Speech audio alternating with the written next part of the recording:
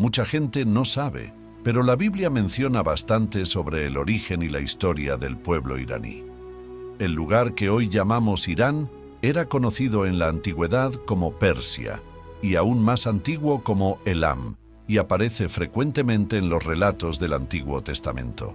De hecho, las narrativas sobre los primeros pueblos de Irán comienzan ya en el libro de Génesis y atraviesan varias épocas importantes, incluyendo la formación de grandes imperios que tuvieron contacto directo con los israelitas. Entender estas relaciones es crucial para interpretar muchos eventos y sus consecuencias que se describen en la Biblia.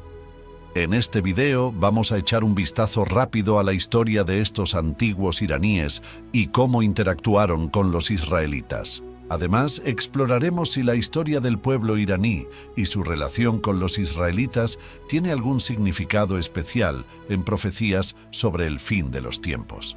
Vamos a comenzar esta historia en la Edad del Bronce y seguir hasta finalmente llegar al dominio persa durante y después del exilio babilónico. En el libro de Génesis de la Biblia, en el capítulo 10, versículo 22, la región de Elam es mencionada como uno de los primeros reinos formados después del Gran Diluvio. Elam estaba ubicada al este del río Tigris, en el área que hoy forma parte del suroeste de Irán. Esta posición era estratégica, haciendo de Elam un importante centro de cultura y poder en la antigüedad, con influencia que llegaba hasta Mesopotamia.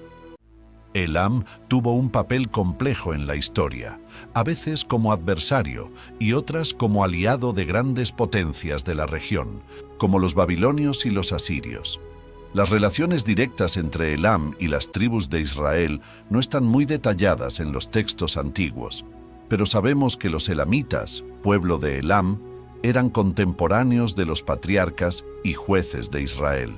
Aparecen principalmente como enemigos en relatos de batallas y formaban parte de los imperios que tuvieron un papel significativo en la historia de Israel, conforme vamos a explorar más adelante en esta historia. El fortalecimiento de los pueblos en el noroeste ocurrió con la ascensión del Imperio Medo, como nos cuenta el historiador Heródoto. Este desarrollo sucedió hacia el final del siglo VI a.C. Durante este tiempo, por primera vez, las tribus de lo que hoy conocemos como Irán se unieron bajo una sola nación, lideradas por Deioces. Deioces es una figura casi legendaria, a menudo reconocido como el fundador de la dinastía y del Imperio Medo. Cuando llegó al poder, se dedicó a unir las diversas tribus medas, que antes eran independientes y dispersas. Deioces implementó varias reformas administrativas y jurídicas, creando un conjunto de leyes y una estructura de gobierno centralizada. Estos cambios fueron cruciales para formar una identidad común entre las tribus, estableciendo la base para un estado medo más unido y fuerte.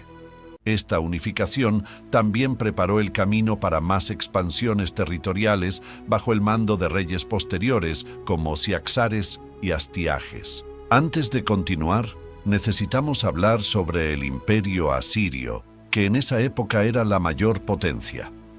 Este imperio es frecuentemente citado en el Antiguo Testamento como una fuerza punitiva divina sobre Israel y otras naciones. Con una impresionante capacidad militar y administrativa, los asirios expandieron su territorio desde el corazón de Mesopotamia hasta Egipto en su apogeo. Sus relaciones con Israel, especialmente, fueron bastante hostiles, con campañas que llevaron a grandes deportaciones e intentos de borrar la identidad israelita. Fue durante el dominio asirio que el reino de Israel cayó, resultando en el exilio de las 10 tribus del norte. Los asirios también avanzaron sobre la meseta iraní, afectando los territorios de los medos. Sin embargo, al final del siglo VI a.C., el imperio asirio comenzó a enfrentar su declive, causado por una serie de problemas internos como luchas por el poder, una administración debilitada y la resistencia continua de los pueblos que habían subyugado. A medida que el poder asirio disminuía, los medos comenzaron a fortalecerse. Ciaxares, el rey de los medos, aprovechó la debilidad de los asirios para expandir su territorio y aumentar su influencia. Con el tiempo, los medos formaron una alianza con los babilonios, liderados por Nabopolassar, para acabar con el largo dominio asirio en la región. Esta alianza estratégica también incluyó a otros grupos iraníes, como los citas y los serios, que compartían el mismo interés en derribar a los asirios y estaban listos para trabajar juntos en ese objetivo. Los citas y los serios, conocidos por sus habilidades de caballería y tácticas de guerrilla, añadieron una fuerza militar significativa a la alianza. La lucha contra los asirios se caracterizó por muchas batallas intensas y asedios prolongados. En el año 612 a.C., la alianza logró un gran triunfo con el asedio y la destrucción de Nínive, la imponente capital asiria. Este evento, predicho por el profeta Isaías como un juicio divino, marcó el fin de Nínive y el comienzo de la caída del imperio asirio, abriendo espacio para el surgimiento de nuevas potencias en la región. Los medos establecieron su dominio sobre gran parte de Irán y regiones cercanas, mientras que Nabopolassar y su hijo Nabucodonosor II formaron el imperio neobabilónico, convirtiéndose en una potencia significativa en Mesopotamia. Este ascenso de los medos y babilonios representó un cambio importante de poder en la región, afectando directamente el ambiente político en el que vivía el pueblo judío. Continuando la historia de los pueblos iraníes en la época bíblica, también necesitamos hablar sobre el imperio neobabilónico. El profeta Isaías había predicho que los medos serían utilizados por Dios para destruir Babilonia. Este imperio es especialmente recordado por la figura destacada del rey Nabucodonosor II. Se hizo famoso por la destrucción de la ciudad de Jerusalén en el año 586 a.C., un evento documentado en varios textos históricos y proféticos del Antiguo Testamento. Este episodio llevó a la destrucción del Templo de Salomón y al exilio del pueblo judío, marcando un periodo de grandes consecuencias teológicas y culturales para Judá, detalladamente descrito en el libro de Daniel. El rey Nabucodonosor implementó una política de deportación y de asimilación cultural con el objetivo de no solo castigar al pueblo de Judá, sino también de integrar a los judíos en su vasto imperio, reduciendo así cualquier resistencia futura. Por lo tanto, la conquista de Judá no fue solo una acción militar, sino también un esfuerzo para reestructurar geopolítica y culturalmente su imperio. Durante el período del imperio neobabilónico, los pueblos iraníes experimentaban un momento significativo de cambio y crecimiento, mientras que los babilonios se concentraban en administrar su imperio y en sus campañas militares contra Judá y otros territorios. Al norte, los medos estaban fortaleciendo su dominio, estableciendo un reino que sería crucial para una futura alianza con los persas. Liderados primero por Ciáxares y luego por Astíages, los medos organizaron un estado que comenzó a desempeñar un papel importante en la política de la región. Esta etapa fue esencial para crear la fundación de lo que sería el grandioso imperio aqueménida, bajo el mando de Ciro, el Grande. Este imperio acabó por absorber tanto a Media como a Babilonia. El inicio del imperio aqueménida ocurrió con la ascensión de Ciro, el Grande, tras una revuelta persa contra los medos que llevó a la sumisión del último rey medo.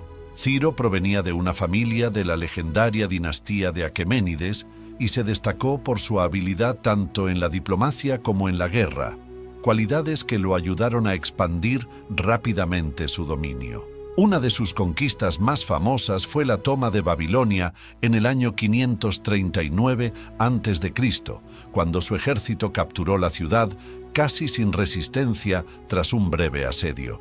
La forma pacífica como Ciro tomó Babilonia no fue solo una buena estrategia militar, sino también una jugada política inteligente, pues se presentó como un liberador y no como un conquistador. Ciro también implementó políticas inclusivas, como permitir que los pueblos exiliados, incluidos los judíos, volvieran a sus tierras y reconstruyeran sus templos. Esta decisión no solo conquistó la lealtad de las poblaciones locales, sino que también ayudó a estabilizar y unificar su vasto imperio. Ciro se hizo famoso por su política de tolerancia y por restaurar a los pueblos que habían sido conquistados. Esta actitud era innovadora en aquella época y muy diferente de lo que hacían otros imperios. La llegada al poder de Ciro y la expansión del imperio persa fueron momentos decisivos en la historia contada en la Biblia, especialmente en relación al pueblo de Judá. En el libro del profeta Isaías, Ciro es descrito como el ungido de Dios, una figura crucial para realizar las promesas divinas. En el año 538 a.C., Ciro emitió un decreto que permitió a los judíos que estaban exiliados volver a casa y reconstruir el templo en Jerusalén, un evento registrado en el libro de Esdras. Curiosamente, la descripción de Ciro como un ungido del Señor amplía la idea del mesianismo, que generalmente se refería solo a líderes israelitas, para incluir a un rey extranjero. Esto muestra cómo el plan de Dios para la salvación es amplio y se extiende sobre todos los reinos de la tierra. La liberación de los judíos por un rey persa refuerza la idea de que Dios trabaja a través de todas las naciones y personas para realizar sus planes divinos. La autorización para reconstruir el templo en Jerusalén, bajo el dominio del imperio aqueménida, que era persa, no solo trajo de vuelta la identidad religiosa y cultural del pueblo judío, sino que también reforzó la alianza entre Dios y su pueblo, demostrando la lealtad y la continuidad de las promesas divinas. Mientras tanto, Judá pasaba por un proceso de restauración y el imperio persa expandía y fortalecía su poder. En su apogeo, el imperio aqueménida se convirtió en el mayor imperio que el mundo había visto, controlando más del 40% de la población mundial. Tras la muerte de Ciro y un breve reinado de su hijo Cambises II, Darío I asumió el trono en el año 522 a.C., después de acabar con varias revueltas que amenazaban la estabilidad del imperio. Darío es recordado por su increíble habilidad de gestión. Dividió el imperio en varias provincias, cada una bajo la administración de un gobernador que él mismo nombraba. Esta nueva organización del gobierno aumentó la eficiencia y mejoró el control sobre los vastos territorios del imperio. Darío también estandarizó el sistema de impuestos e invirtió en la construcción de carreteras y otras infraestructuras, como el famoso Camino Real, que mejoraba la comunicación y el comercio por todo el imperio. Además, durante su gobierno, Darío I expandió el imperio para incluir partes de la India, Tracia y el valle del río Indo. Fue en este período que los profetas Ageo y Zacarías hicieron sus profecías y que el segundo templo fue reconstruido en Jerusalén, liderado por Zorobabel. Después de Darío I, su hijo Jerjes I asumió el trono, conocido en la Biblia como Rey Asuero en el libro de Esther. Este libro ofrece una visión más detallada de la corte persa y describe una época en que los judíos estaban amenazados de exterminio por Amán, un alto oficial de Asuero. En este contexto, una joven judía exiliada llamada Hadasa, también conocida por el nombre persa Esther, fue inesperadamente hecha reina de Persia y tuvo un papel crucial en la protección de su pueblo. Con coraje y astucia, ella expuso la conspiración de Amán al rey, llevando a la ejecución de Amán y a la promoción de su primo Mardoqueo a una posición de influencia en la corte del imperio aqueménida.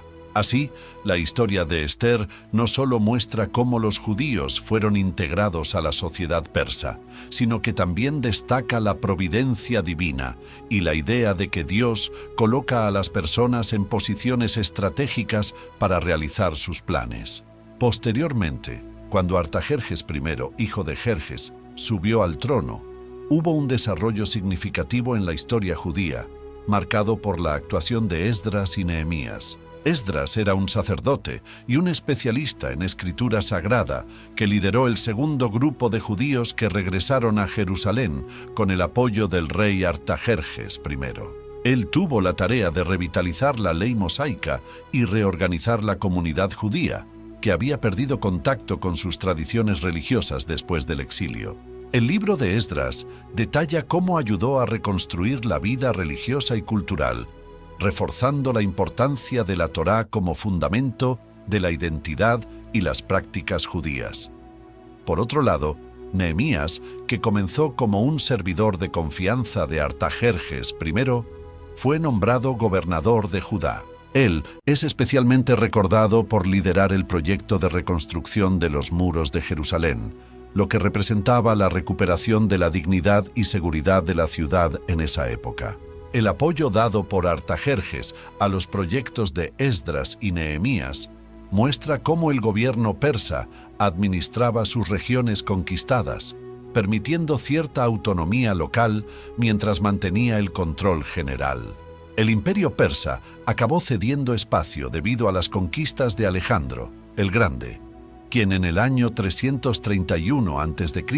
derribó el imperio y estableció su propio dominio, que se extendía por vastas regiones. Tras la muerte de Alejandro el Grande, su vasto imperio fue dividido entre sus generales, llevando a la formación de 3 grandes reinos helenísticos: el reino ptolemaico en Egipto, el reino seleucida en Asia Menor y el reino antigónida en Macedonia y Grecia. La región que hoy conocemos como Irán quedó bajo el dominio del imperio seleucida, que controlaba una extensa área, abarcando la mayor parte del Oriente Próximo. La administración seleucida en ese territorio intentó implementar la helenización, un proceso que incluía la construcción de ciudades al estilo griego y la promoción de costumbres religiosas y culturales griegas. Sin embargo, esta política enfrentó una fuerte resistencia de las poblaciones locales, que querían preservar sus propias tradiciones culturales y religiosas. Este conflicto de intereses causaba constantes desafíos para los seleucidas, tanto internamente como en sus relaciones con otros reinos, como los ptolemaicos y antigónidas, además de provocar revueltas, como la de los macabeos en Judea, ya en el siglo II a.C. Los partos, un pueblo de origen iraní, aprovecharon la insatisfacción creciente con los seleucidas para crear su propio imperio. Así, el imperio parto emergió como una potencia significativa en la región de Irán. Conocidos por su caballería pesada y habilidad en arquería, los partos lograron resistir tanto a los romanos como a los seleucidas. Ellos preservaron muchas tradiciones y adoptaron el zoroastrismo como la religión oficial, reforzando la identidad y cultura iraní después de un período de influencia griega, conocido como helenización. El zoroastrismo, la religión más influyente y duradera del antiguo Irán, enseña que las personas tienen la responsabilidad de elegir entre el bien y el mal, y que estas elecciones influyen en su destino final. La religión también enfatiza rituales de purificación y ofrendas de sacrificios, además de valorar el orden moral y la justicia social. Estos valores se reflejaban en las leyes y prácticas de los imperios que seguían esta creencia, moldeando la forma en que gobernaban. Después del fin del imperio parto, los sasánidas establecieron su imperio en el año 224 después de Cristo, derrocando al último rey parto. Ellos revitalizaron la cultura y las tradiciones persas, trayendo de vuelta y fortaleciendo muchos elementos del antiguo imperio aqueménida. Los sasánidas se convirtieron en grandes rivales del imperio romano y más tarde del imperio bizantino. Se destacaron por una administración eficiente, buena infraestructura de carreteras y ciudades y por la promoción del zoroastrismo, que sirvió como un elemento unificador y de identidad en todo el imperio. Al inicio del siglo VI después de Cristo, sin embargo, los árabes invadieron Irán, aprovechando el debilitamiento del imperio sasánida, lo que llevó al dominio islámico en la región. La transición al Islam no ocurrió de un momento a otro, sino que se dio gradualmente a lo largo de varias generaciones. Inicialmente, el zoroastrismo todavía era tolerado, pero con el tiempo comenzó a perder espacio, con muchos iraníes convirtiéndose al Islam, atraídos por los beneficios sociales, económicos y por la nueva orden de poder. Eventualmente, el Islam se convirtió en la religión dominante, influyendo profundamente en la identidad cultural y religiosa del Irán moderno. Por lo tanto, quedó evidente que las historias de Irán e Israel tienen muchos puntos de contacto a lo largo del tiempo. Pero, ¿qué más puede suceder entre estas dos naciones según la Biblia? En ciertos grupos del cristianismo, especialmente aquellos que siguen una visión futurista de la escatología bíblica, Irán, heredero de la antigua Persia, es frecuentemente mencionado en discusiones sobre profecías que involucran a Israel. Estas interpretaciones están basadas en pasajes de la Biblia que muchos creen predicen eventos futuros entre estas naciones. Un ejemplo es Ezequiel, capítulos 38 y 39, que hablan sobre una gran batalla liderada por Gog de Magog, con una coalición de naciones contra Israel, incluyendo explícitamente a Persia. Sin embargo, los detalles sobre quién sería Magog y el significado de los símbolos en estas profecías son temas de intenso debate entre expertos y teólogos. Algunos estudiosos que observan las profecías bíblicas con una visión orientada hacia el futuro creen que las referencias a Persia indican que el Irán moderno tendrá un papel importante en futuros conflictos con Israel. Esta perspectiva está influenciada por el escenario político actual, donde las tensiones entre Israel e Irán son frecuentemente noticia, y Irán es visto como uno de los principales oponentes de Israel en el Oriente Medio. Esta discusión también saca a la luz pasajes del libro de Daniel, especialmente los que hablan sobre las visiones de los 4 imperios mundiales y la futura llegada del reino de Dios. Por ejemplo, Daniel 8 describe un enfrentamiento entre un carnero con 2 cuernos, simbolizando a los reyes de Media y Persia, y un macho cabrío, que representa al rey de Grecia. Algunas interpretaciones modernas de estas visiones las asocian a eventos actuales o futuros, sugiriendo que representan principios o fuerzas que aún están en acción hoy. Ahora escriba en los comentarios si ya conocía el origen y la historia de los pueblos iraníes en la Biblia y suscríbase al canal para no perderse los próximos videos.